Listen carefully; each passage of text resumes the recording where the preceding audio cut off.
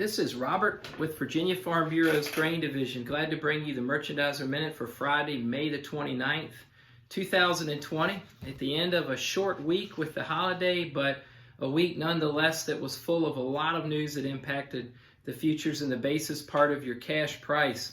We did see some flash sales announcements this week. We know how important that is. We've got a lot of export potential. We've got a lot of export expectations, and we need to see those flash sales announcements keep coming. They weren't as plentiful this week as they had been, but again, we were still glad to see some. We did take note this week, a lot of information and news about locust swarms hitting India. There are rice producers there, and rice production in India is being very negatively impacted by these locust swarms, to put it mildly. Keep your attention directed toward that in the coming weeks. We did see globally volatile weather, as well as here domestically with big rains and rain events in the northern Corn Belt. But globally, we did see some moisture, much needed moisture, come to the Black Sea region on those wheat crops that are there. When we came into the week, the Commitment of Traders report showed the corn managed money speculator having the largest short corn position in about a year. It's not near a record position, but it is the largest short position in about a year, over 200,000 futures contracts, or 1 billion bushels. And we're going to look this afternoon to see the Commitment of Traders report we get today reflecting this past Tuesday. We did hear a lot of talk this week about action being taken against China in reference to maybe Hong Kong looking like it's losing some of its autonomous nature.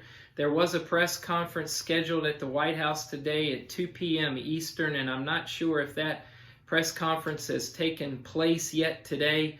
However, the president has been tweeting about the World Health Organization, saying that the U.S. will remove ourselves from a relationship with that organization like we've had in the past. That means a physical removing as well as a monetary one. So that's unfolding this afternoon as we're recording this video, so keep your eye on that. We saw the equity markets cross some pretty big psychological thresholds this week. We've got the S&P index above 3,000. The Dow has been above 25,000. A lot of folks appreciate that, obviously, and see that as a part of the recovery. And at the same time, we've got the U.S. dollar futures index that has gone down to 2-month lows. And we know that's important, helping us in the export business. Another disheartening fact about the COVID-19 era that we're in, we saw more unemployment claims this week, and that took unemployment above 40 million folks who filed for unemployment with federal and state governments in the last 10 weeks. We know some people are going back to work and obviously will in the future. We're going to be watching that. And interestingly enough, one of our members that always does a good job of educating me and keying me in on market action and drew my attention this week to the nearby Oats futures contract. And keep that in your mind for a minute. And we saw on yesterday, we saw corn futures up 10 cents for the day off the lows. We closed up 7 cents for the day yesterday in corn, and boy, that 7 cents looked a lot bigger than it really was. We've just been so flat in corn for a long time, and we really appreciated that move. Well, back to the oats.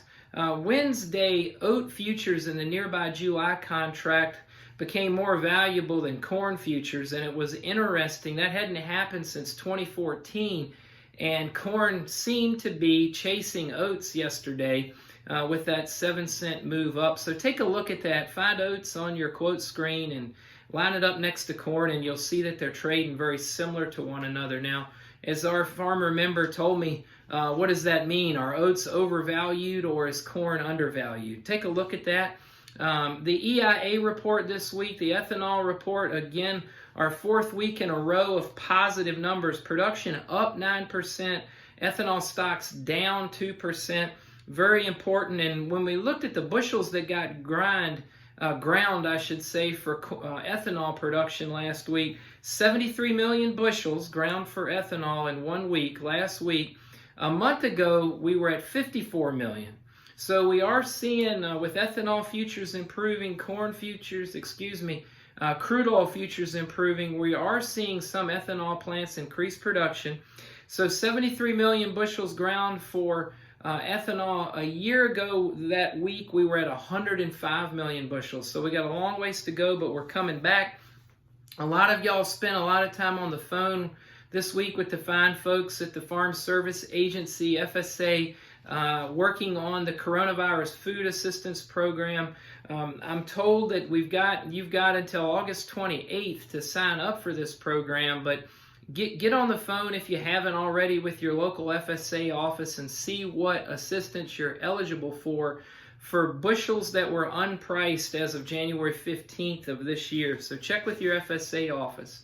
Crop progress report, we've got corn 88% planted across the United States. We got our first good to excellent rating this week at 70%. That's wonderful. Virginia centric numbers, Virginia corn is 86% planted. That's dead on the 5-year average. Virginia beans, 42% planted, and that is ahead of the 5-year average. So July corn closed up 9 cents for the week at $3.25. July soybeans closed up 8 cents for the week to close at $8.40. And July wheat closed up 16 cents for the week to close at $5.20 on the board. Next week, we're going to be obviously looking for weather. There is a hotter, drier forecast projected for the Corn Belt. We know it's a new month, June. We're going to look for new money and new ideas to come in. We've got a lot of optimism that we found a bottom. We're turning a corner, and as well as the economy, but the farm economy can come back sooner rather than later.